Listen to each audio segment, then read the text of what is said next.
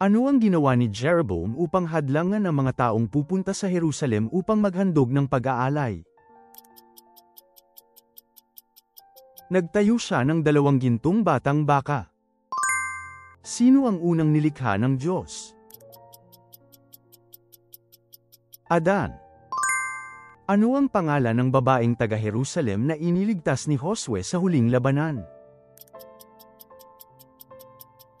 Rob. Ayon sa Juan Kapitulo 1 versikulo 42, anong Aramaikong pangalan ang binigay ni Jesus kay Simon na nangangahulugang bato? Kefa, Sifes, Gibia, Geba, Kefa. Bakit walang taong ituturing na matuwid sa pamamagitan ng mga gawa ng kautusan? Sapagkat sa pamamagitan ng kautusan nakikilala ang kasalanan.